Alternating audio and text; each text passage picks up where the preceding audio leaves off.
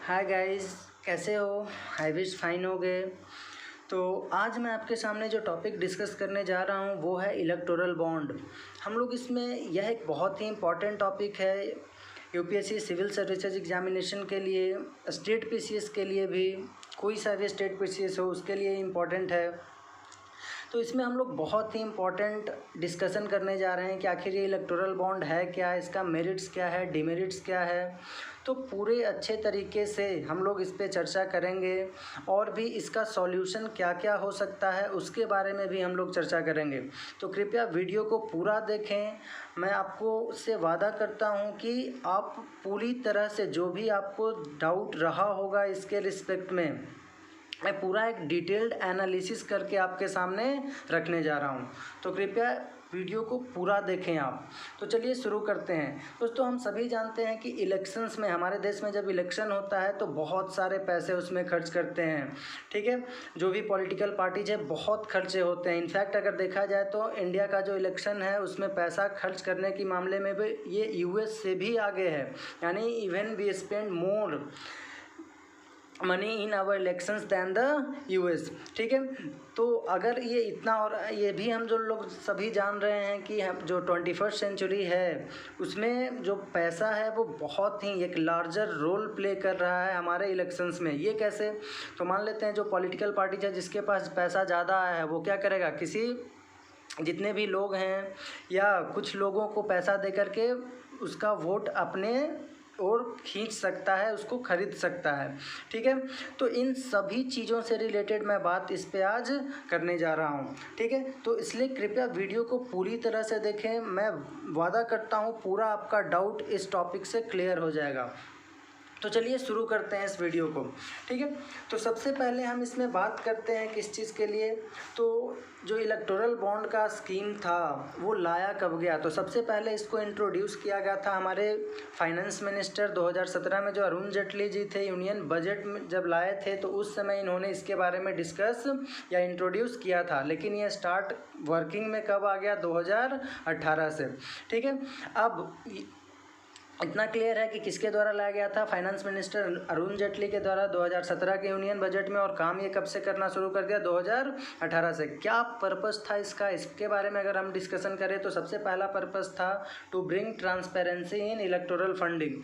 अभी ट्रांसपेरेंसी क्यों लाना चाहता? आखिर पहले क्या ओपेसिटी था जो ये ट्रांसपेरेंसी लाने की बात कर रहे थे? तो हम सभी जानते हैं कि पॉलिटिकल पार्टीज़ को कौन कितना पैसा देता है इलेक्शन के दौरान, वो हम लोगों को कुछ भी पता नहीं होता है। ठीक है, तो हम उसकी बेसिस पे कह रहे हैं कि उस चीज़ का ट्रांसपेरेंसी लाने के लिए यह इलेक्टोरल फंडिंग में जो भी ट्रांसपेरेंसी लाना है उसको लाने के लिए ही, यानी ट्रांसपेरेंसी को लाने के लिए इसको लाया गया है। और दूसरा, मेंटेनिंग दी एनोनिमिटी। ठीक है, अब एनोनिमिटी का मतलब क्या है उसको हम लोग इस फॉलोइंग डायग्राम से देखेंगे क्या है, किस तरह से हम लोग उस पर चर्चा करेंगे। उससे पहले मैं आपको एक बात बता देना चाह रहा हूँ कि जो इलेक्टोरल बॉन्ड है वो सिर्फ और सिर्फ इशू किया जा सकता है किसके द्वारा? तो हमारे स्टेट बैंक ऑफ इंडिया के द्वारा। अब यहाँ पे भी हम लोग देख रहे हैं कि जो इलेक्टोरल है उसके साथ एक लगा हुआ है टर्म बॉन्ड। तो बॉन्ड का मतलब हमने आपको पहले भी बताया हुआ है कि बॉन्ड क्या होता है, बस एक पेपर होता है। ठीक है, आप जा कर के बैंक को पैसा दो या किसी कंपनी को पैसा दो और बदले में वो आपको एक पीस ऑफ पेपर दे देगा, उसके साथ जो भी कंडीशंस रहेगा वो सेटिस्फाइड है। ठीक है, यानी उस पर इंटरेस्ट रेट वगैरह भी देता था, लेकिन यहाँ पे इंटरेस्ट रेट वगैरह का कोई सीन नहीं है। आप एक बार पैसा दे दिए तो वो आपका पैसा बस चला गया। ठीक है, तो ये मत समझना कि आपने बॉन्ड करा लिया है, इसमें बॉन्ड लगा हुआ है तो आपने बॉन्ड करा लिया है और आपको बाद में वो इंटरेस्ट के साथ पैसा मिलने वाला है, तो ऐसा इसमें कुछ नहीं है। ठीक है, तो हम लोग बात करते हैं कि आखिर ये है क्या।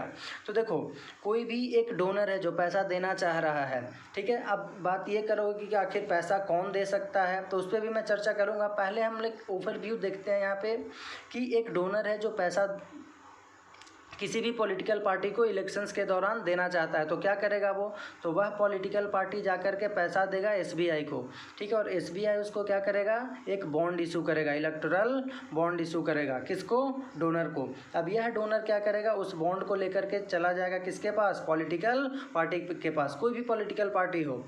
ठीक है, जैसे कांग्रेस है, बीजेपी है, आम आदमी पार्टी है तो ऐसा ऐसा बहुत सारा, कोई सा भी XYZ इसलिए हमने यहाँ पे लिखा हुआ है, कोई सा भी पॉलिटिकल पार्टी को ये डोनर, जिसका भी ये सपोर्टर है, उसको जाकर के क्या करेगा, यह बॉन्ड दे देगा। अब यह जो पॉलिटिकल पार्टी है वो फिर से क्या जाएगा, उस बॉन्ड को लेकर के SBI में डिपॉजिट करेगा और SBI क्या करेगा, बदले में उस पॉलिटिकल पार्टी के अकाउंट में यह पैसा डाल देगा।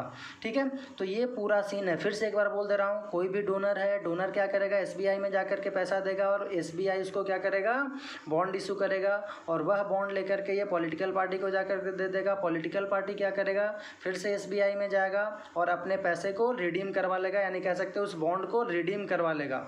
ठीक है, और वो बॉन्ड को रिडीम करेगा तो जो SBI है वो पैसा डायरेक्टली ट्रांसफ़र किस में कर देगा, उस पॉलिटिकल पार्टी के बैंक अकाउंट में। 2-3 पॉइंट यहाँ पे आपको ध्यान में रखना है, क्या कि यह जो पॉलिटिकल पार्टी है उसको 15 दिन के अंदर में ही, ठीक है, यानी जब इसको मिल गया पैसा, यहीं से कह सकते हो डेज काउंट होना शुरू हो जाता है। जैसे ही इसको दे दिया, ठीक है, बस डेज काउंट होना स्टार्ट हो गया। तो यहाँ पहुँचने के बाद 15 दिन के अंदर उस बॉन्ड को क्या कर लेना है, रिडीम करा लेना है।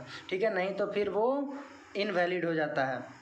और दूसरा पॉइंट आपको यहाँ पे क्या ध्यान में रखना है कि जो मनी है वो पॉलिटिकल पार्टी के बैंक अकाउंट में ही ट्रांसफ़र होगा। ऐसा नहीं कि यह जो बॉन्ड लेकर के आया है, इससे बॉन्ड किसी ने चुरा लिया या छीन लिया और वो जाकर के पैसा विथड्रॉ कर सकता है, ऐसा कुछ नहीं है।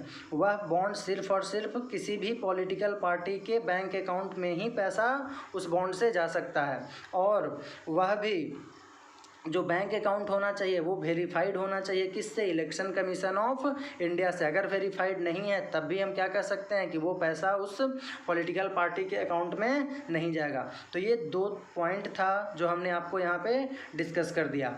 अब इस पे बात करते हैं। देखो, जो बॉन्ड इशू करता है उस बॉन्ड में आखिर रहता क्या है, क्यों इतना चर्चा हो रहा है इस बॉन्ड पे। हम लोग अक्सर देखते हैं कि पेपर में इसके बारे में बहुत सारी बातें लिखी रहती है। तो देखो, बॉन्ड जो है आप यहीं से समझ जाओगे कि बहुत सारा दिक्कत है इसमें। इस बॉन्ड में क्या रहता है, तो एक सीरियल नंबर यहाँ पे कुछ ना कुछ लिख देगा। यहाँ पे बैंक रहता है, बैंक का नाम जो भी है, SBI है, सॉरी SBI यहाँ पे, तो SBI। और दूसरा सिर्फ और सिर्फ यहाँ पे अमाउंट लिख देगा कि इतना अमाउंट, मान लेते हैं 1 करोड़ है तो 1 करोड़ यहाँ पे लिख दिया। और सीरियल नंबर SBI। कौन name, no name of the donor, यानी कौन पैसा दिया वो भी नहीं लिखा रहेगा, किस पार्टी को ये पैसा दिया वो भी नहीं लिखा रहेगा। तो यह सब कोई भी जानकारी नहीं होता है। हालांकि आप कह सकते हो इसमें कि डेमोक्रेसी है हमारा कंट्री, और डेमोक्रेसी में हमारा ये राइट है कि हम किसको वोट दे रहे हैं, किसको फंडिंग कर रहे हैं या किसको सपोर्ट कर रहे हैं, कौन से पार्टी को सपोर्ट कर रहे हैं। तो डेमोक्रेसी में अलाउड है, तो बिल्कुल आप सही हो, यहाँ तक आपका विचार सही है। लेकिन इसका डिमेरिट्स क्या निकल कर के आता है उस पर भी हम लोग थोड़ा सा नज़र डाल लेते हैं, तब आप समझोगे कि हाँ इसका डिमेरिट्स भी हो सकता है। तो देखो होता क्या है, चलिए उस पर थोड़ी देर बाद बात करते हैं, 1-2 मिनट के बाद। पहले उससे और भी देख लेते हैं कि यह एक बेयरर बॉन्ड है। बेयरर बॉन्ड का मतलब है कि इसमें कोई भी नाम नहीं लिखा हुआ है। जैसे मान लेते हैं कि ये बॉन्ड आपको मिला, तब ये बॉन्ड आपका हो गया, भले ही आप उसको रिडीम ना करा सको, लेकिन ये बॉन्ड अब किसका हो गया, यह इलेक्टोरल बॉन्ड अब आपका हो गया। तो ये बेयरर बॉन्ड का मतलब होता है। ठीक है, क्यों, क्योंकि ये हमने आपको पहले ही बता रखा है कि आप इसको रिडीम सिर्फ़ और सिर्फ कौन करा सकता है, तो किसी भी कोई भी पॉलिटिकल पार्टी करा सकता है। और रिडीम होने के बाद पैसा किसके अकाउंट में जाएगा, तो किसी भी पॉलिटिकल पार्टी के अकाउंट में ही सिर्फ पैसा जाएगा, और वह भी बैंक अकाउंट वेरीफाइड होना चाहिए इलेक्शन कमीशन ऑफ इंडिया से। ठीक है, तो बेयरर बॉन्ड यहाँ पे कहने का मतलब सिर्फ और सिर्फ यही है कि जिसके पास वो बॉन्ड गया वो बॉन्ड उसी का हो गया। ठीक है, अब इसका मतलब ये नहीं है कि वो पैसा भी उसका हो गया, बस वो बॉन्ड उसका हो गया। ठीक है, अब इसको कौन खरीद सकता है इस बॉन्ड को, तो कोई भी इंडियन सिटीजन जो है इस बॉन्ड को खरीद सकता है। ठीक है, या कोई भी company, any company registered in India, यानी कोई भी जो कंपनी है, फॉरेन का भी कंपनी क्यों ना हो, वो अगर रजिस्टर्ड है इंडिया में तब भी वो बॉन्ड को जाकर के SBI से ले सकता है। ठीक है, लेकिन जो कंपनी होना चाहिए वो एटलीस्ट 3 साल से इंडिया में होना चाहिए, यानी that company should be in existence for at least 3 years in India.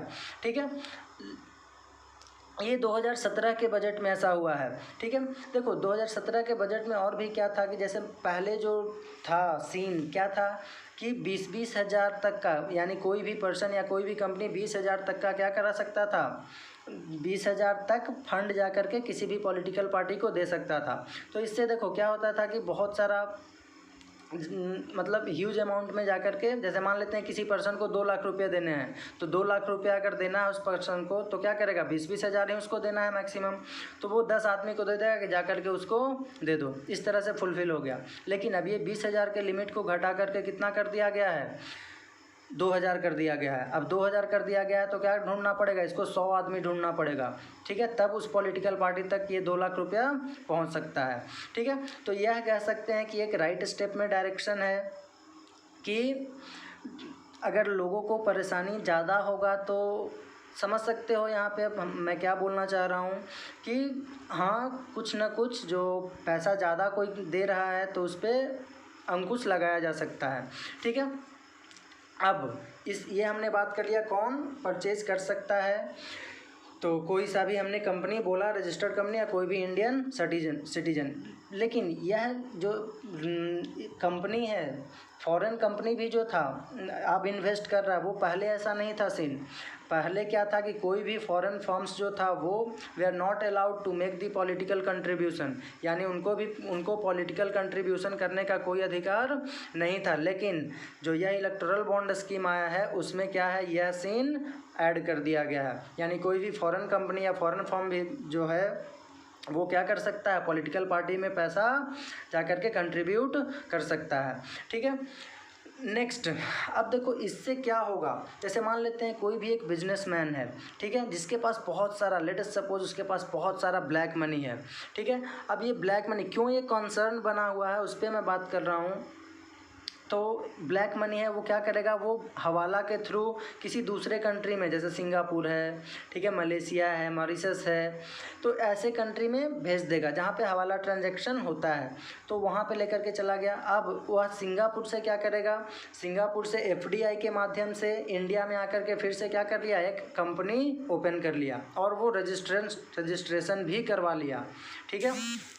अब जब वो रजिस्ट्रेशन करवा लिया तो अब ये कंपनी के पास 3 साल होने के बाद क्या हो जाएगा, इसके पास राइट हो जाएगा कि जाकर के क्या कर सकता है, बॉन्ड को एसबीआई से खरीद सकता है, ठीक है।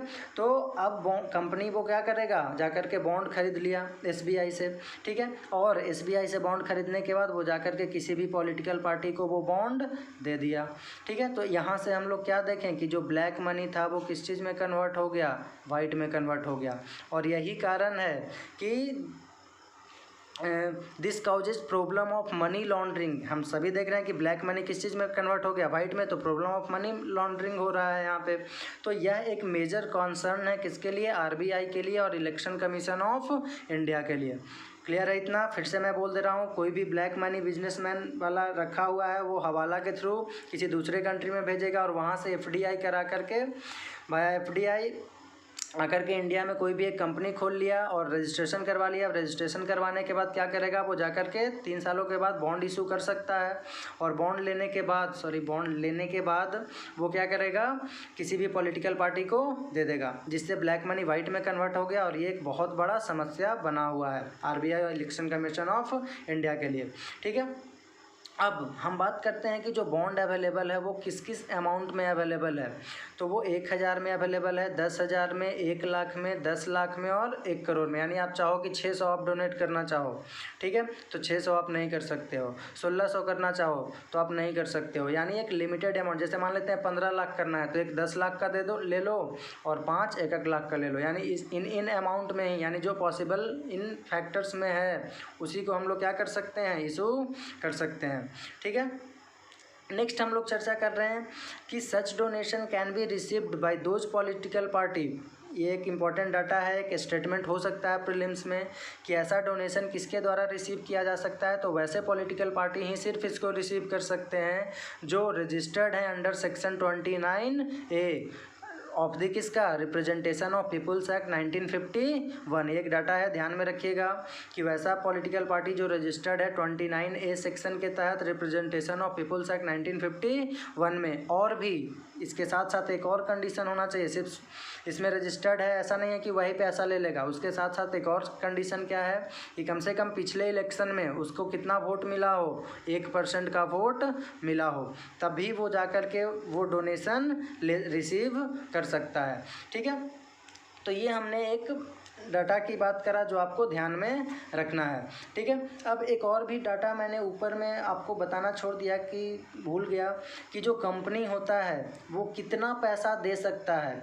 तो उसके लिए क्या बताया गया कि company can contribute not more than 7.5% of its average net profit, यानी उस कंपनी के एवरेज नेट प्रॉफिट जितना भी होता है उसके 7.5% से ज़्यादा वो कंट्रीब्यूट नहीं कर सकता है।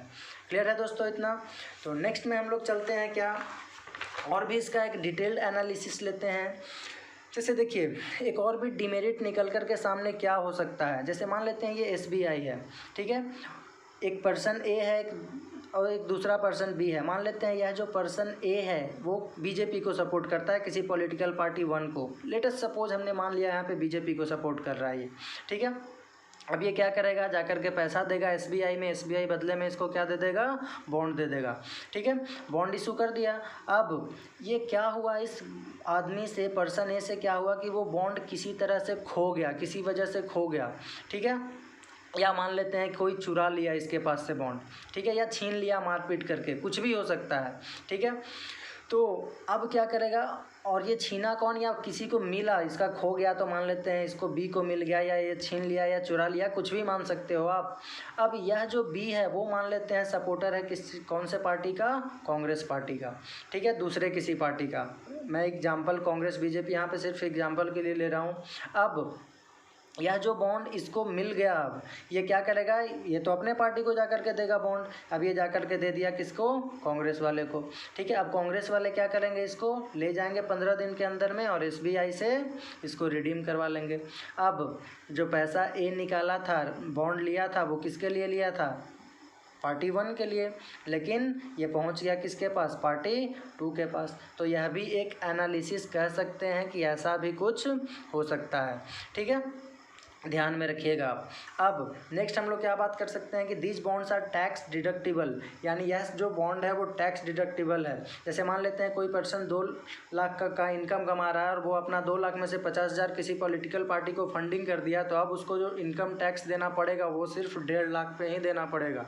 ठीक है, यह भी एक इसका कह सकते हो कि डिमेरिट है, या अपना व्यू आप रख सकते हो ये क्या हो सकता है। ठीक है, नेक्स्ट, अब जैसे मान लेते हैं कि ये पर्सन जाकर के पैसा दिया 50,000 उसके पास किसी पॉलिटिकल पार्टी को, ऐसा बहुत सारा पैसा उस पॉलिटिकल पार्टी के पास आ गया, तो अब उस पॉलिटिकल पार्टी पर भी कोई भी इनकम टैक्स नहीं लगेगा, यानी उस पॉलिटिकल पार्टी का जो भी इनकम आया है या जो भी पैसा आया है उस पर कोई भी इनकम टैक्स उसको नहीं देना पड़ेगा। क्लियर है? नेक्स्ट पॉइंट में हम लोग क्या बात करते हैं कि जो EBS है, यानी इलेक्टोरल बॉन्ड स्कीम है, वो that is not good for share holders of A company, किसी भी कंपनी का शेयर होल्डर के लिए ये अच्छा नहीं है। अब ये क्यों अच्छा नहीं है, तो सिंपली इसको इस तरह से समझो, जैसे मान लेते हैं कि कोई भी एक पर्सन है, ठीक है, वो पर्सन इस कंपनी का शेयर होल्डर है, यानी इस पर्सन का इस कंपनी में शेयर है कुछ भी। ठीक है, अब ये आदमी जो था वो बीजेपी का मान लेते हैं सपोर्टर है, लेकिन जो कंपनी है वो मान लेते हैं किसका सपोर्टर है, कांग्रेस का सपोर्टर है। तो क्या होगा, तो होगा यह कि यह कंपनी, पैसा तो कौन देगा उसको, जाकर के कंपनी ही दे रही है, मेजरली कंपनी ही देता है, तो ये जाकर के इसको दे दिया। अब ये आदमी क्या चाहता था कि हम बीजेपी को फंडिंग करें, ठीक है, क्योंकि ये इसके लिए बेनिफिशियल है। अब ये मान लेते हैं उठ करके इसको दे दिया, तो क्या कह सकते हैं कि शेयर होल्डर के लिए ये अच्छा नहीं हुआ। ठीक है, नेक्स्ट पॉइंट में हम लोग क्या बात करते हैं कि देखो अब इतने सारे कारण निकल कर के सामने आ गया, तो होगा क्या कि कुछ ना कुछ तो सामने निकल कर के आएगा ही। तो उसके लिए क्या हुआ कि ADR जो हमारा है, एसोसिएशन ऑफ डेमोक्रेटिक रिफॉर्म्स, उसने क्वेश्चन उठा दिया, ठीक है, कि इसका जो एनोनिमिटी है, यानी जो एनोनिमिटी बेस्ड फंडिंग स्कीम जो है ये बेहतर नहीं है। क्यों नहीं अच्छा है, क्योंकि ये प्रोमोट कर रहा है ओपेसिटी को, यानी इसमें कोई ट्रांसपेरेंसी नाम का चीज़ नहीं दिख रहा है। क्यों नहीं दिख रहा है? क्योंकि हम लोग पहले ही देखे कि पैसा कौन दे रहा है, उसका भी कोई भी नाम उस बॉन्ड पे नहीं है, किस पार्टी को दे रहा है उसका भी कुछ नाम नहीं है। तो यह एक ओपेसिटी का कारण बनता है और यह open up a possibility of black money, और कैसे ये ब्लैक मनी को वाइट में कन्वर्ट कर रहा है उस पर भी हम लोगों ने अभी ऊपर में देख रखा है। ठीक है, और भी election commission of India said that EBS decreases transparency in political funding. ठीक है, तो इलेक्शन कमीशन ऑफ इंडिया ने भी इस पर क्या कर लिया है, उंगली उठाया हुआ है। ठीक है, अब हमारा बात यह होता है कि आखिर क्या करें, what should be the solution for this.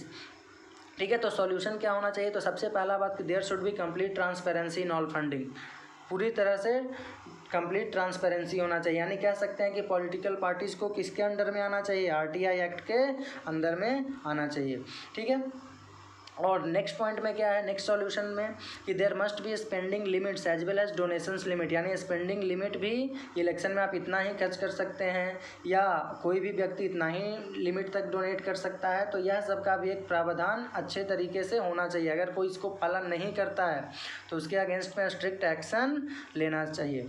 ठीक है, नेक्स्ट पॉइंट में हम लोग बात करते हैं कि public funding needs to be examined and introduced with proper checks and balance, यानी जो भी फंडिंग है उसको अच्छे तरीके से एग्जामिन करना जरूरी है इसमें। ठीक है, नेक्स्ट पॉइंट में क्या बात करते हैं कि voters need to demand changes and we need voter awareness campaign, यानी जो वोटर का नीड है उसको भी चेंज होना चाहिए और उसमें कुछ अवेयरनेस लाना चाहिए। यानी वोटर को यह सोचना चाहिए, यानी कुछ ऐसा अवेयरनेस लेकर के आए ताकि वोटर खुद जा कर के पॉलिटिशियंस को बोले कि हमको आपका पैसा नहीं चाहिए, आप जो भी ये ओवर स्पेंडिंग कर रहे हैं ब्राइब दे करके या किसी और माध्यम से ओवर शो करके, तो ये सब हमको नहीं चाहिए। बस हमको आप चाहिए, आप अच्छे से काम करें गरीबों के लिए। यानी इस तरह का कुछ अगर बिहेवियर में अवेयरनेस लाया जाए लोगों को, तब जा कर के हम कह सकते हैं कि ये क्या हो सकता है, या कुछ बेहतर हो सकता है। ठीक है, तो नेक्स्ट पॉइंट में है कि यानी ऐसे स्कीम को क्या करना चाहिए, नीड्स टू बी स्क्रैप्ड। अब इन सभी के ऊपर में सुप्रीम कोर्ट के अंदर में केस पेंडिंग है अभी, यानी सुप्रीम कोर्ट के अंदर में सुनवाई हो रहा है, एक पिटीशन सुना जा रहा है। हम लोग बस होप कर सकते हैं, let's hope Indian democracy survives without going through another crisis. ठीक है, तो ये था एक डिटेल्ड एनालिसिस दोस्तों इस इलेक्टोरल बॉन्ड टॉपिक का। आई थिंक आपको ये वीडियो पसंद आया होगा। अगर ये वीडियो आपको पसंद आ रहा है तो कृपया इस वीडियो को शेयर करें ताकि और भी दोस्तों तक ये पहुंच सके। धन्यवाद, जय हिंद।